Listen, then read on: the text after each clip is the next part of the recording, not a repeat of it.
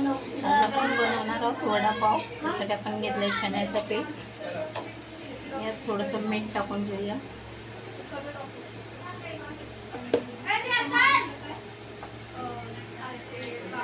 आणि थोडीशी हळद.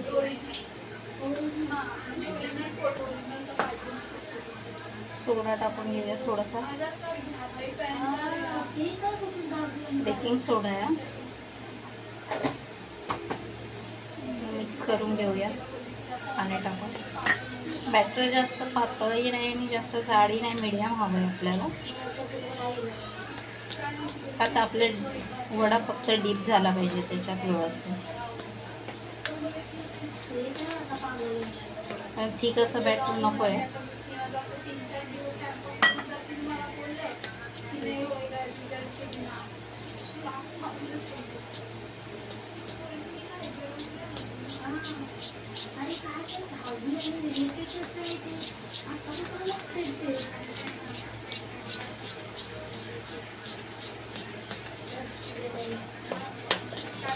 अशा पद्धतीने आपण बनवून घेऊया बॅटर आपण.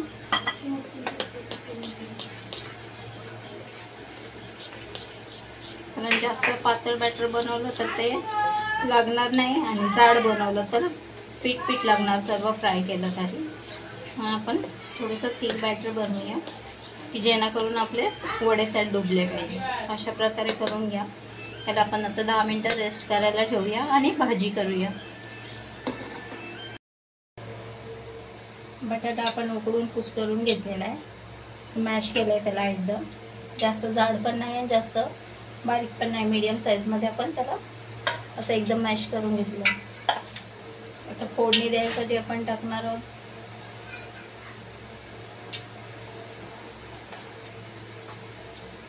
जिरे, थोडीशी राई, कढीपत्ता,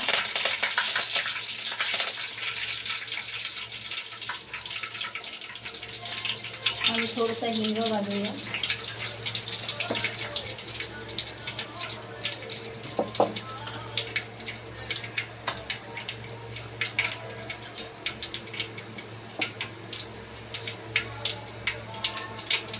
हे कांदा मिरची लसूण याचं मी पेस्ट बनवून घेतलंय. कारण अख्खी मिरची टाकली तर कसं दाताखाली येते, त्याच्यामुळे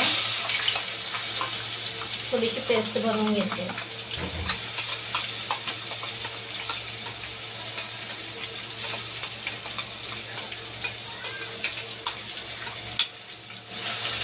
मीठ आणि मिरची व लसूण वगैरे टाकलाय मी. थोडीशी हळद घालून घेऊया आपण.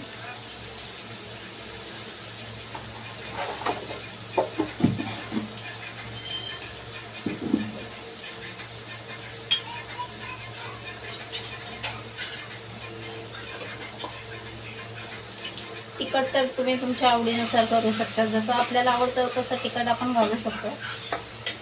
तुम्हाला जर अख्खी मिरची हवी असेल तर ते तुम्ही टाकू शकता, अख्खी मिरची पण त्याच्यात.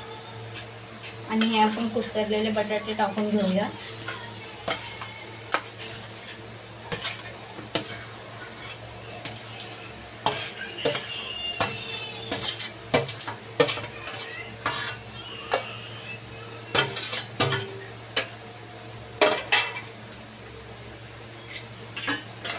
आणि व्यवस्थित मिक्स करून घेऊया.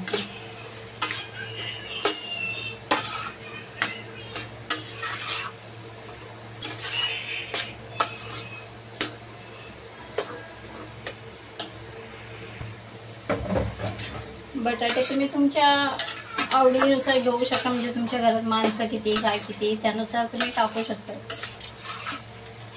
कमी जास्त वगैरे आपल्या हिशोबाने आपण टाकू शकतो त्याच्यात. अशा प्रकारे आपली भाजी तयार झालेली आहे. आता आपण थोडीशी कोथिंबीर घालूया वरतून.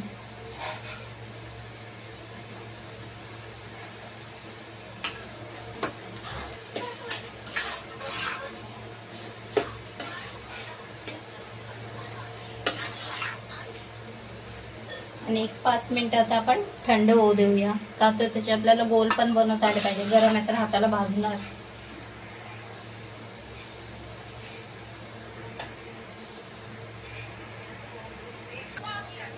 तेल तापायला ठेवलेलं आहे आणि इथे आपण गोळे बनवून घेऊया. तुम्हाला हवे त्या शेपमध्ये तुम्ही बनवा, छोटे मोठे जसे तुम्हाला हवे तसे बनवा.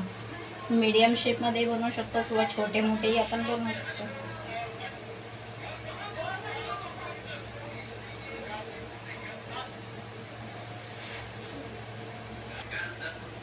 अशा प्रकारे आपण बनवून घेतलेले आहे. आकार तुम्हाला हवा तसा करा. मी अशा प्रकारे बनवलेले आहे आणि इथे आपलं तेलही गरम झालेलं आहे. अशा प्रकारे मग आपण जे बॅटर बनवलं होतं 10 मिनिटं रेस्ट करायसाठी ठेवलेलं आहे, त्याला चांगल्या प्रकारे झालेलं आहे. ठीक असं आणि आपलं तेलही गरम झालेलं आहे.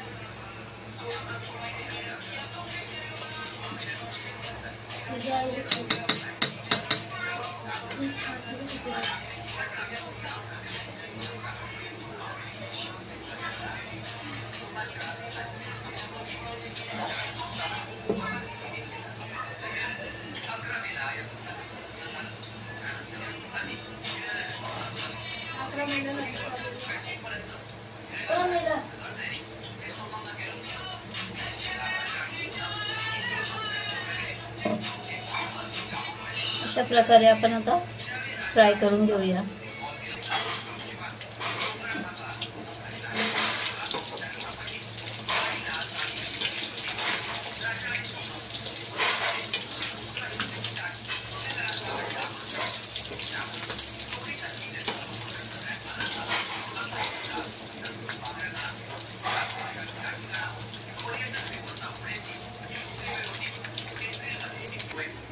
अशा प्रकारे आपले सगळे वडे बनवून तयार झालेले आहेत.